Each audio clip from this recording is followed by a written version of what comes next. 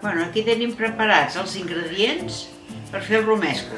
Són ametlles i avellanes, 2 cabeces d'alls escalivades al forn, 2 tomàquets escalivats, a l'anyora, que s'ha de posar en remull, la sal, pa torrat, l'oli per descomptat, no ens el podem deixar mai, pebre amb gra, que després va bé moldre al moment, el negre, el vermell i unes gotetes de tabasc perquè quedi un punt picantet. Agafem l'anyora i el pebrot xoricero i el posarem a estovar amb aigua calentona perquè no estigui tanta estona així va més de pressa i ja tenim, perquè després aquí ho hem de pelar i només s'ha de gastar d'aquí la molsa i la pell s'ha de llançar. Això ens ho reservarem per més tard. Ara agafem els tomàquets, que ja estan escalivats al forn, i pelem i traiem la pell. Traiem aquesta closca, que està escalivat, amb molt poc n'hi ha prou, de seguida queda trinxat. Al mateix escalivar els tomàquets s'escaliven els alls. El que va bé, quan ho poses al forn a fer, el que va molt bé és fer una cassoleta amb paper de plata, doblada, perquè així no... és pràctic, per no emportar tantes coses, saps?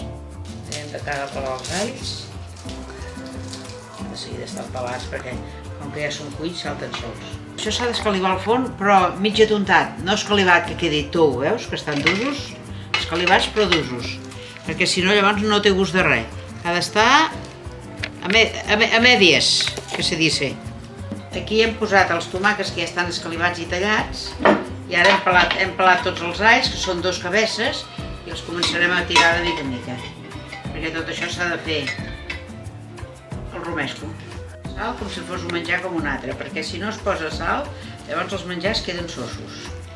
Jo sempre faig així, que això no m'ho ha ensenyat ningú, tot això són coses meves, vull dir que tot està inventat meu. Ara començo a desfollar una mica les ametlles i les avellanes, però mig sí, mig no.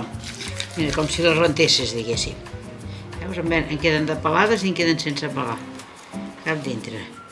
Ametlles i avellanes se n'han de posar bastantes. Quan és de l'estiu i així queden com una mica rellentes, sobretot que siguin bastant recent comprades. Cal tastar-ho. Mira, veus? Cruixents. Cruixents. Al punt. Vols provar una, Laia? Jo estic acostumada, veus que faig sempre, les vaig espallofant, les que salten bé i les que no salten tan bé. I així es queda mig totes no torrades i ni totes torrades. I així es queda el color més encertat, pel meu gust, pel gust de la cuinera. Aquí l'anyora hem de treure només la molsa. Amb el ganivet, que està estovada,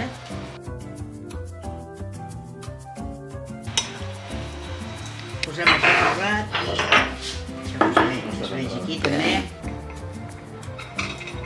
Això és dolç, oi, Laia?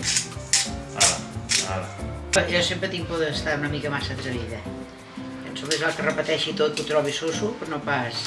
Ara estic posant 2 llesquetes de pa torrat. Si és grosseta una i si no 2.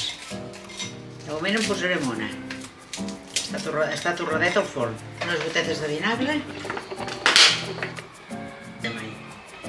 Gotes. Laia, fins a una mida. La Montserrat, que toca l'opa de cubero. Això m'agrada que quedi fixat, o mundrà com un paper.